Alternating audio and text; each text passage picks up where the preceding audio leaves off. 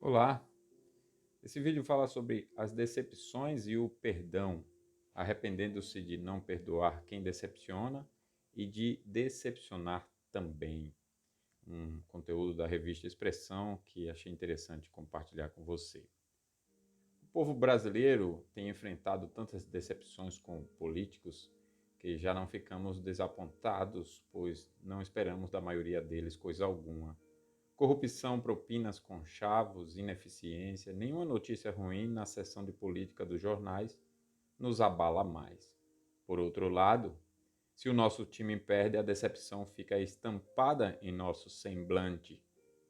A vida cristã também traz sua cota de decepções. Foi assim com o ministério de Paulo.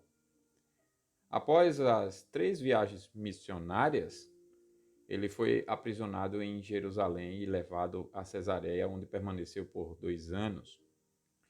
Depois foi conduzido a Roma para ser julgado perante César, ao qual apelou em direito de todo cidadão romano. Atos termina com Paulo pregando o evangelho em prisão domiciliar por 2 anos, o que nos dá a impressão de que ele teria morrido pouco tempo depois do ponto onde a narrativa termina. Nas últimas cartas, Paulo reconhece a iminência do seu julgamento e prevê que será executado. Companheiros de prisão. Lucas foi o companheiro de Paulo, talvez com cuidados médicos. Paulo enviou saudações aos Tessalonicenses em nome de Eúbulo, Prudente, Lino, Cláudia e outros irmãos da igreja de Roma, indicando que esses também eram os seus companheiros.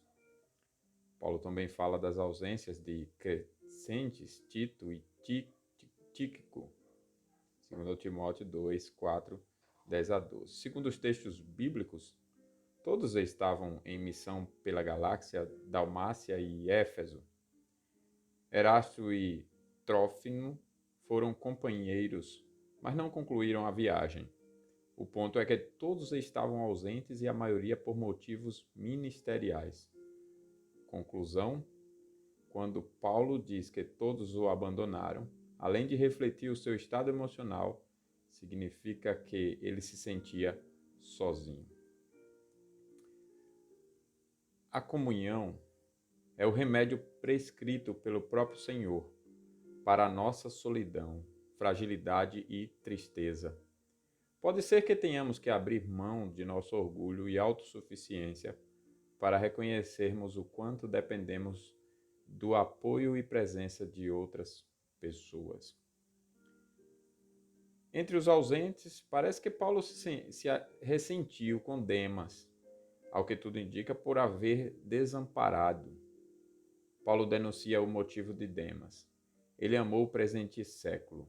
Significa o mundo e suas atrações.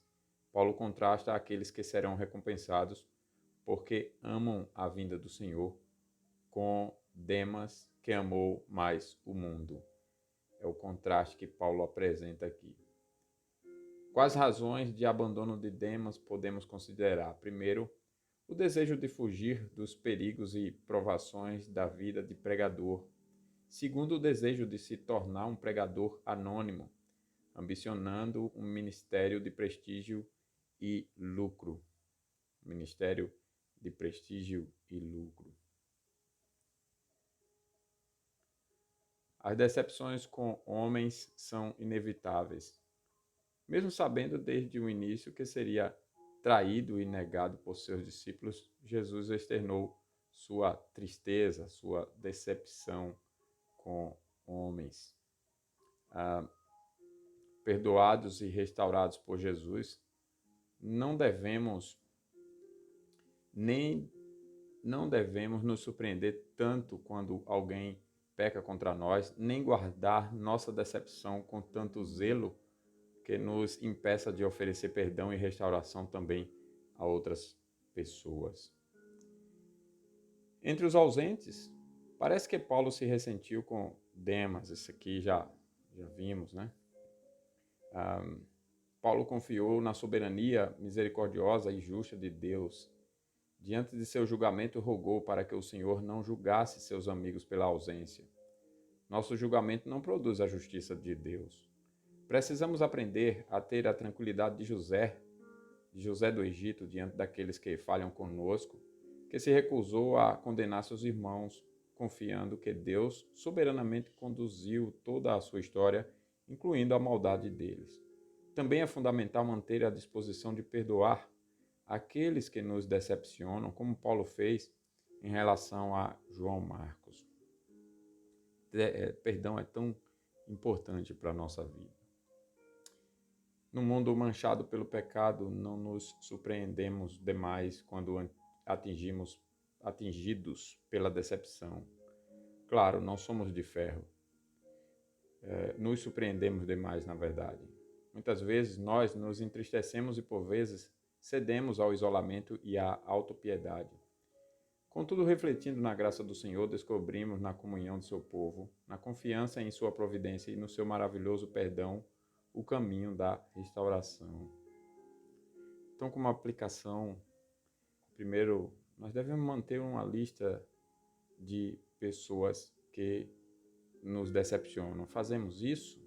Nós mantemos essa lista de pessoas que nos decepcionam? Nós temos alimentado a nossa própria amargura com isso? Confessemos ao Senhor a nossa ira e a nossa falta de confiança na providência dEle e perdoemos aqueles que nos ofendem. Se você tem decepcionado as pessoas ao seu redor, arrependa-se. Peça perdão ao Senhor e a quem você desapontou e busque viver de maneira a honrar e a imitar a fidelidade de Jesus. Que Deus nos abençoe.